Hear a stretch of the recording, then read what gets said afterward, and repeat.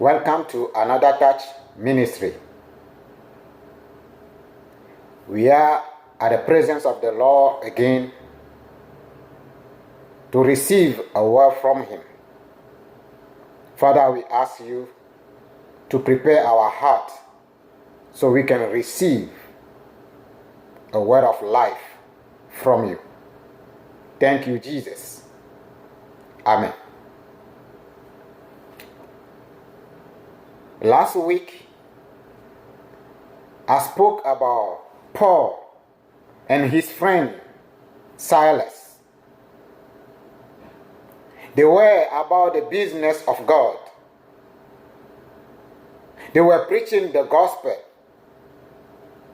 but they were arrested and put in jail. There, they must be sad. They should be sad, but they were not. They chose to trust in God. Even in their chain, in the inner place of the prison, they remember God and they call upon Him.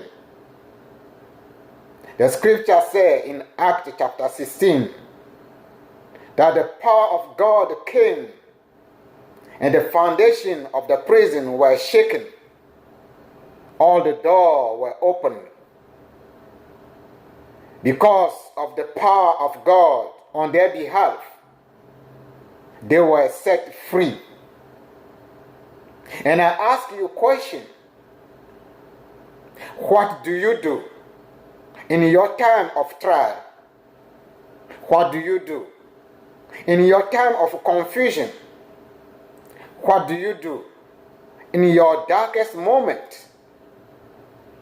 I want to ask you again a question. What do you do when you face a difficult situation? What do you do when trouble puts you down? What do you do when the gates seem to close before you? My friend, when you face any situation, you have a choice to make. You may choose to accept whatever seat the situation gives you. You just sit doing nothing than just complaining, blaming God and other people. You give all hope. You give up all hope. And you put on the coat of victim that the situation gave you. You convince yourself that there's nothing you can do. And there's no hope, there's no help that can possibly come from anywhere for you. Matter of fact, you tell yourself that other people that you can call are the one that causing your trouble. You convince yourself that everybody hates you. My friend, if you choose to deal with your trial this way, you will be in it for a long time. Maybe even for the rest of your life. Yes, when you face a trouble, when you face a trial, you have a choice to make. You can accept the condition and just live in it. Or you can give yourself a little room of hope. Or you can decide it.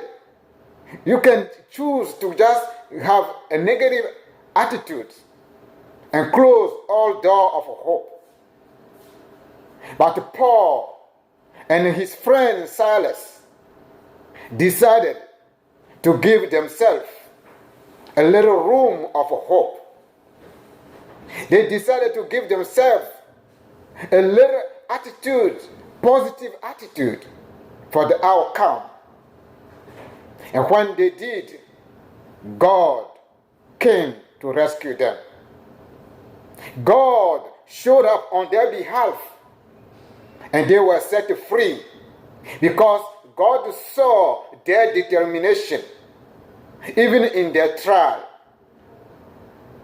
My friend, you too, if you choose to trust in God in your time of trouble, He will surely come to rescue you. You may say, "Oh, I don't see any sign of hope now. I don't see any sign of a solution coming very soon. I don't see any possible case that will set me free." But I want to tell you, don't give up on hope. Don't give up on God.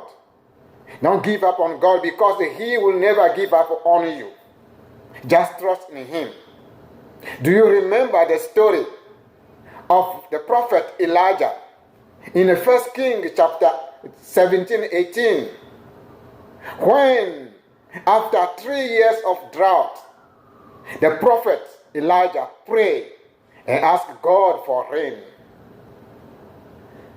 The Bible said, when he prayed and sent his servant to look toward the sea, if he can see any sign of a cloud, the servant went and came back, said he did not see any cloud forming.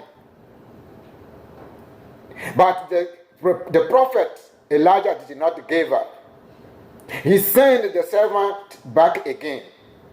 He went for the second time and came back and said, "Sir, I didn't see anything." You see, the servant cannot see anything. The servant cannot sense anything. But the prophet believed that God is going to do something. So he sent the servant back again to look toward the sea. He sent him 7 times. If it were you and me, we probably will give up, saying God is not listening to our prayer.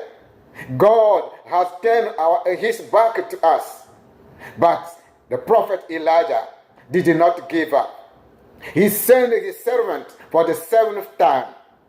When he went for the 7th time, he came back and said, "I saw a small cloud, small as the size of the hand of man." That is enough for Elijah to believe that God's power is on the way. He told the servant to look for the King Ahab, and said, "If he's still around, you need to run now. If not, the rain will stop him from going home." Eventually, the rain came down so hard. My friend, it does not matter how deep is your situation.